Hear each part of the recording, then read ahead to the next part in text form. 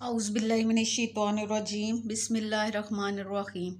अज़ीज़ तलबा अस्सलामु अलैकुम। उम्मीद है आप सब लोग खैरियत से होंगे। अल्लाह पाक आपको ज़िंदगी के हर मैदान में कामयाब करे और आपको अपने घरों में खुश और शाद व आबाद रखे, आमीन। आज हम 11वीं जमात की जो नज़्म है दुर्रे मुराद उसके बारे में पढ़ेंगे। इसके शायर मीर अनीस हैं और ये एक मरसिया है। सबसे पहले हम देखेंगे कि दुर्रे मुराद का मतलब क्या है। दुर्रे मुराद से मुराद है ख्वाहिश का कीमती मोती, और यहाँ दुर्रे मुराद से मुराद हज़रत इमाम हुसैन रज़ी अल्लाह ताला अन्हा की ख्वाहिश अज़ीम है, जिसका इजहार उन्होंने करबला की ज़मीन पर पहुँच कर किया कि हम मंजिल पर पहुँच गए हैं और यही वो ज़मीन है जिस पर हमें पहुँचना था। गोया यही हमारी दुर्रे मुराद है, यानी उनकी ये ख्वाहिश का जो कीमती मोती था कि हम इस मंजिल पर पहुँच गए हैं, यही हमारी दुर्रे मुराद है। अब सबसे पहले जब भी हमने किसी नज़्म की तशरीह करनी होती है तो हम उसका पहले मरकज़ी ख्याल देखते हैं। अगर आपको मरकज़ी ख्याल की समझ आ जाए तो फिर आपके लिए तशरीह जो है वो मुश्किल नहीं रहती। तो इसका हम मरकज़ी ख्याल देखते हैं कि मीर अनीस ने दुर्रे मुराद में हज़रत इमाम हुसैन की करबला में आमद की अक्कासी की है। आप रज़ी अल्लाह ताला अन्हा आली मकाम जब मैदान करबला में तशरीफ़ लाए तो आपकी आमद की खुशी में मैदान करबला गुलो गुलजार बन गया, बल्कि कायनात का ज़रा ज़रा उनकी आमद की खबर सुनकर झूम उठा। जनाब अली मकाम जब करबला पहुँचे तो आपको ये ज़मीन पसंद आई और आपने इस ज़मीन को अपनी मक्तलगाह के तौर पर पसंद किया और अपने अहबाब को हुक्म दिया कि सामान यहीं पर उतार कर खैमे नस्ब किए जाएं, क्योंकि ये ज़मीन जो है हमारा आखिरी पड़ाव है। तो ये था इस नज़्म दुर्रे मुराद का मरकज़ी ख्याल। आपने सबसे पहले मरकज़ी ख्याल को देखना है कि शायर ने इसमें जो है क्या बताया है, क्योंकि जो नज़्म होती है वो एक उन्वान के तहत होती है और पूरी नज़्म के सारे अशार जो होते हैं उसी से मुतल्लिक होते हैं। तो आपने सबसे पहले मरकज़ी ख्याल देखना है और उसके बाद आपने अगले उसकी जो है अशार देखने और उनके मुश्किल अल्फाज के मानी। अगर आप मुश्किल अल्फाज के मानी याद कर लेते हैं, मरकज़ी ख्याल आपको समझ आ जाता है, तो आपके लिए तशरीह कोई मुश्किल नहीं रहती। चलिए बंद नंबर 1 देखते हैं। जब करबला में दाखला शाहिदी हुआ, दश्ते बला नमूने खुल्दे बनी हुआ, सर झुक गया फलक का ये ओजे ज़मी हुआ, खुर्शीद महवे हस्ने हुसैन हसी हुआ, पाया फ़रोग़ नैयर दी के ज़हूर से, जंगल को चांद लग गए चेहरे के नूर से। तो सबसे पहले हम इसके अल्फाज मानी देखते हैं। शाहदीन दीन का बादशाह, यहाँ मुराद जो है हज़रत इमाम हुसैन है।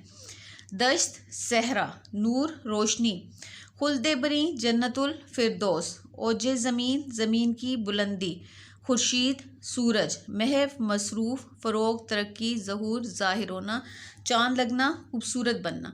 यानी जब आप तशरीह करने लगते हैं तो सबसे पहले आपने अल्फाज मानी याद करने हैं। अगर आपको अल्फाज मानी आ जाते हैं तो आप आराम से ख़ुद से तशरीह लिख सकते हैं।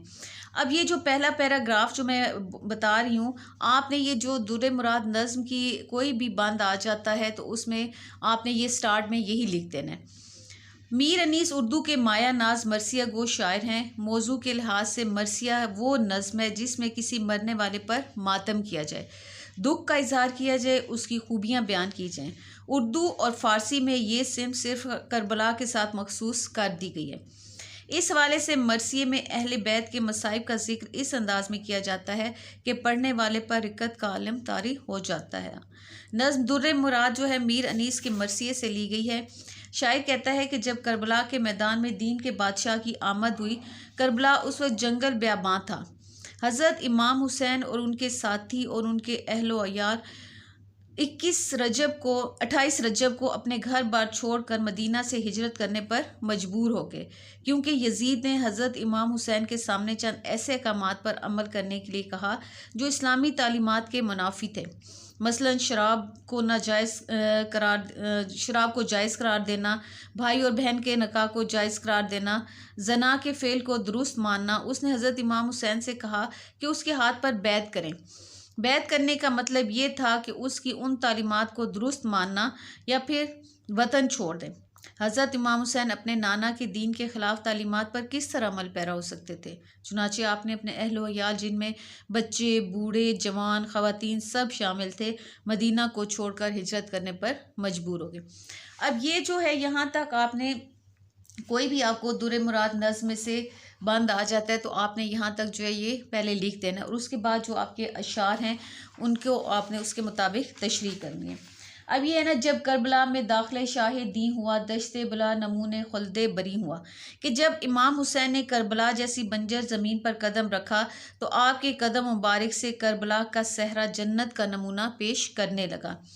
آپ کی قدم آوری سے اس زمین کا رتبہ اتنا بلند ہو گیا کہ آسمان جو زمین سے کئی درجے بلند ہے اس کی عظمت کو سلام کرنے کے لیے جھک گیا۔ یہ ہے نا، سر جھک گیا فلک کا یہ اوج زمیں ہوا، خورشید محو حسن حسین حسیں ہوا، کہ آسمان جو زمین سے کئی درجے بلند ہے اس کی عظمت کو سلام کرنے کے لیے جھک گیا۔ آپ کے قدموں کی نشان کی عظمت دیکھیں کہ وہ خاک جو عام خاک تھی خاک شفا بن گئی، اور وہ کربلا جو عام زمین تھی کربلا معلیٰ بن گئی۔ اس دن کا سورج امام عالی مقام کا حسن دیکھ کر حیران رہ گیا، اور اس کی حالت یہ تھی کہ وہ مسلسل مولا امام حسین کے چہرے کا دیدار کر رہا تھا، کیونکہ اس نے اس سے پہلے اتنا حسین شخص نہیں دیکھا تھا۔ گویا دین کا سورج مراد اس سے امام حسین جب وہاں تشریف لائے تو اصلی سورج جو آسمان پر چمک رہا تھا اس نے مولا امام حسین رضی اللہ تعالیٰ عنہ سے روشنی پا کر حسن مزید بڑھا دیا۔ آپ کے چہرے کا نور اس قدر زیادہ تھا کہ کربلا جیسا صحرائی علاقہ آپ کے چہرے کے نور سے روشن ہونے لگا۔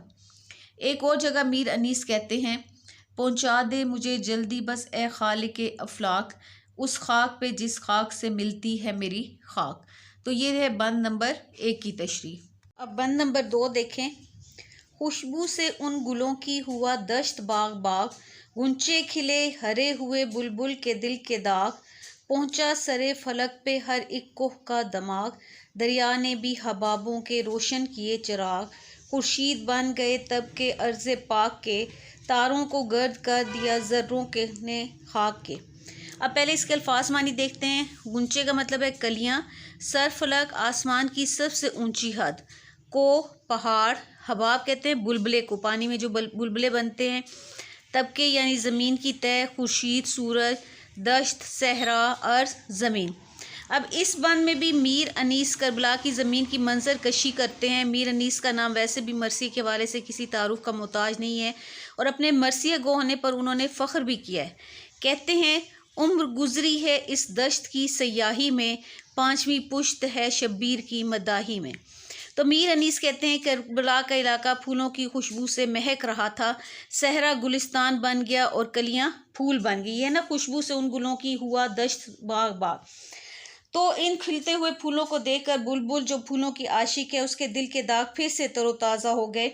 تو یہاں پہ جو ہے شاعر نے جو ہے بلبل کے داغ جو پھول کی بے وفائی سے اس کے دل میں تھے وہ تازہ ہو گئے کا ذکر کیا ہے۔